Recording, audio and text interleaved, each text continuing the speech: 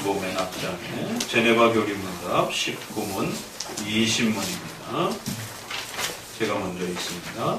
하나님은 오직 한 번뿐이신데 당신은 왜 아버지, 아들, 성령을 말하고 있습니까? 우리는 하나의 신적 본질 안에서 만물의 시작, 기원, 그리고 제일 원인이신 아버지와 영원한 지혜이신 아들과 모든 피조물 위에 부어주시는 하나의 언제나 당신 자신 안에 거하시는 하나님의 힘과 능력이신 성령을 붙잡기 때문입니다.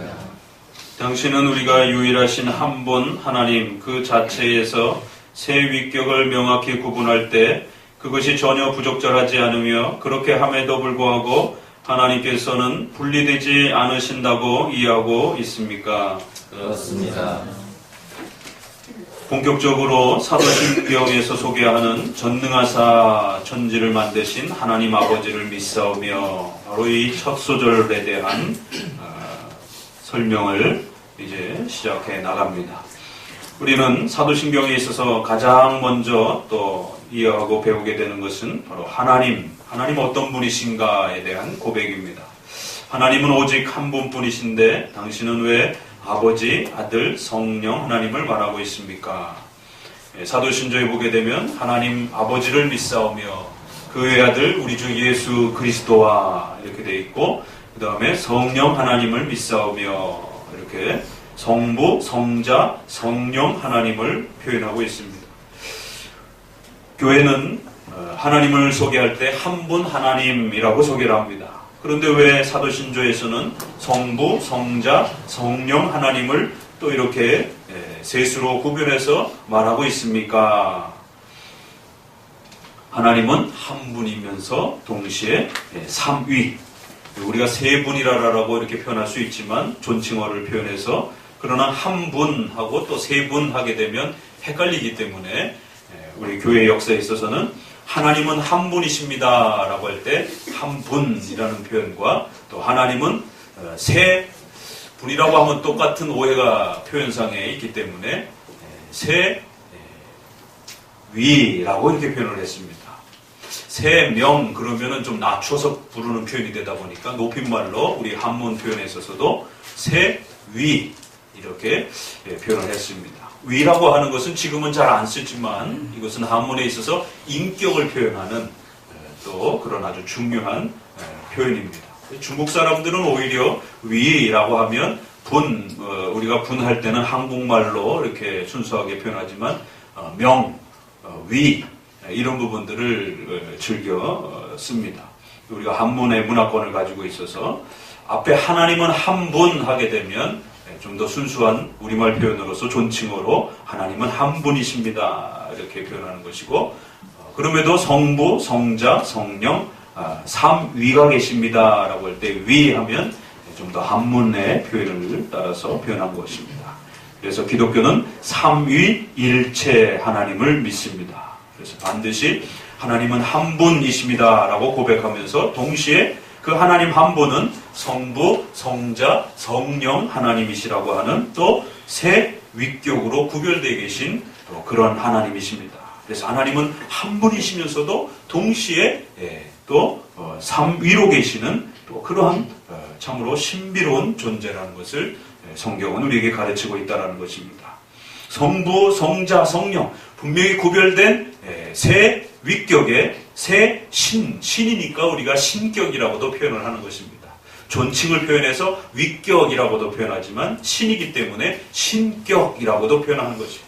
우리가 사람을 인격이라고 표현하니까 우리가 또 그렇게 표현할 수 있는 것처럼 신격, 세 신격 이렇게 또 표현하는 것입니다. 그래서 세 신격이 계시면서 그 세 신격은 동시에 한 분 하나님이십니다. 그렇기 때문에 한 분 하나님과 삼위 하나님을 어느 한쪽으로도 치우쳐서 편중되면 안 되고 두 고백을 반드시 함께 고백해 가야 합니다. 그것이 기독교에서 고백하는 하나님의 또 아주 중요한 신앙 고백입니다. 단 하나의 신적 본질 안에 신성이라고 하는 신적 성질, 신적 본질은 한 분 하나님이신데 거기에 만물의 시작 기원 제1원인이신 성부, 아버지라고 하는 분이 계시고, 그러니까 신이라고 하는 존재, 신의 본질과 신성이라고 하는 이 본질을 가지신 분은 한 분 하나님밖에 없다라는 거예요. 그런데 그 하나님 안에 성부 하나님이라고 하는 분이 계시고, 또 영원한 지혜이신 아들 성자 하나님이 계시고, 그 다음에 하나님의 힘과 능력이신 성령 하나님이 계십니다. 그래서 성부와 성자와 성령 하나님은 분명히 서로 다른 분입니다 라고 이렇게 고백하고 있는 것입니다. 그런데도 놀랍게 이 성부, 성자, 성령 하나님은 한 신적 본질, 신이라고 하는 동일한 신적 성질을 가지고 계신 또 한 분 하나님이다 라고 말하는 것입니다. 그래서 우리가 한 분 하나님 말할 때는 동일하신 하나님, 동일한 본질을 가지신, 동일한 신성을 가지신, 그래서 동일 본질, 동일 신성, 이런 표현이 아주 중요한 표현입니다. 하나님은 여러 분이 있다라고 생각하면 안 되는 것입니다. 그럼에도 불구하고 그 한 분 하나님 안에 성부, 성자, 성령, 서로 다른 그러한 또 세 신격 하나님이 존재하신다는 것입니다. 그래서 삼위를 고백할 때는 반드시 기억하셔야 되는 단어가 서로 구별된다라는 것, 다르다라는 것.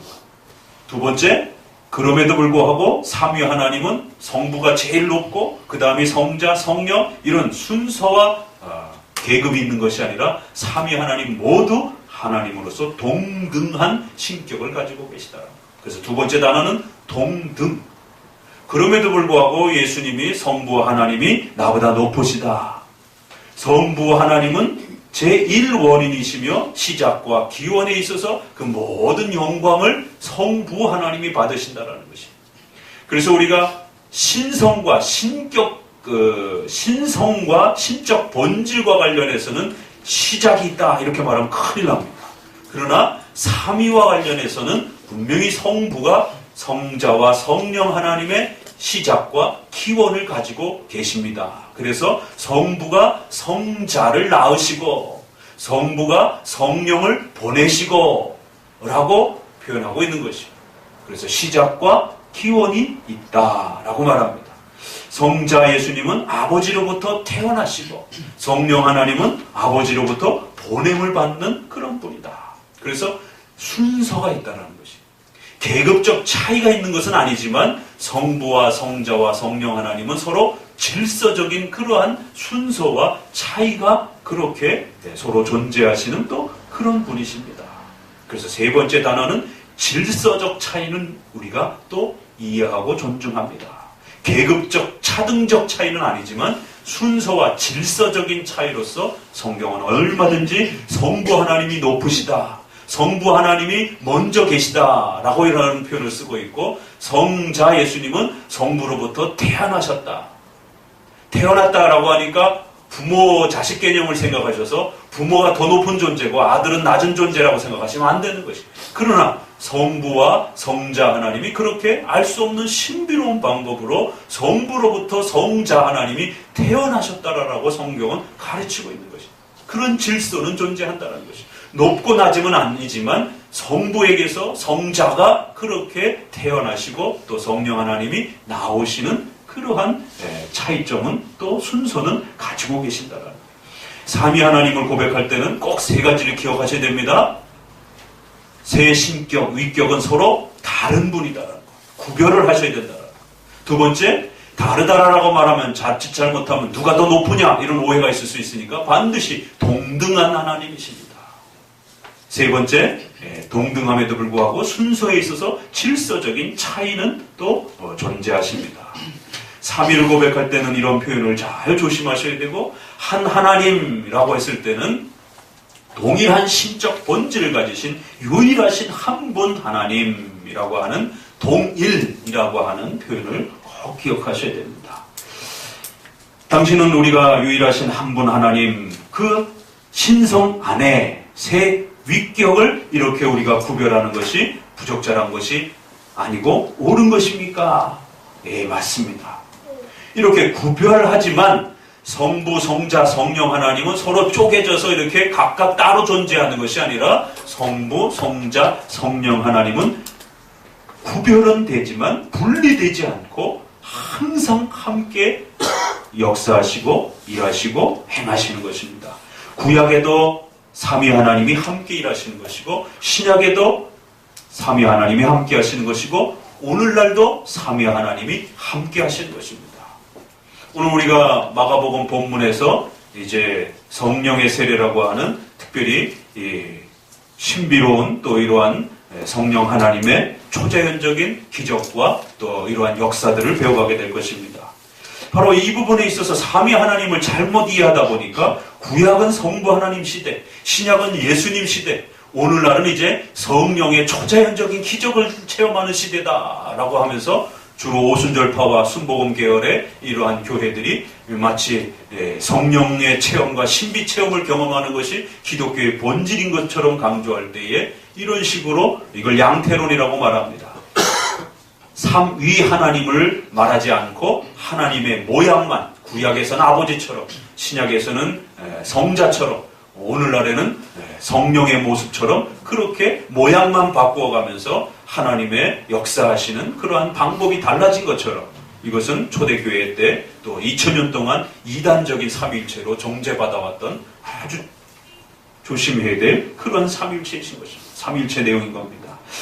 19문, 20문은 아주 중요한 이 한 분 하나님, 그러면서 삼위 하나님, 세 신격 하나님이라고 하는 삼위일체의 신앙을 우리에게 잘 가르치고 있습니다.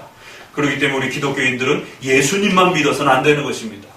예수님을 통해서 우리가 구원을 받지만 예수님을 통해서 성부 하나님을 알아가는 것입니다. 그리고 그 예수님을 믿기 위해서는 우리 인간의 힘으로 불가능한 것입니다. 그래서 성령 하나님의 새롭게 태어나게 하시는 중생과 거듭남이라고 하는 강력한 성령 하나님의 도우심이 아니고서는 우리는 예수 그리스도를 믿을 수 없는 것입니다. 이렇게 성령, 성자, 성부 하나님의 각각의 도우심과 은혜를 배워가고 그 성부, 성자, 성령 하나님은 구별되지만 쪼개져 있는 분이 아니라 한 분 유일하신 하나님이시라고 하는 또 신앙 고백을 우리는 하게 되는 것입니다. 기독교의 신과는 이처럼 한 분 하나님과 삼위 하나님을 동시적으로 고백하는 것입니다. 목사님 왜 이렇게 어렵게 고백하죠? 성경이 그렇게 하나님을 가르치고 있습니다. 그래서 이 신비로운 이러한 모습으로 계신 삼위일체라고 이 많은 설명을 줄여서 한 단어로 삼위일체라고 고백하는 것입니다. 사도신전은 삼위일체 하나님을 이렇게 또 잘 표현해주고 있습니다. 마음에 잘 간직해 두시기를 주의 말씀으로 권면을 드립니다. 기도합니다.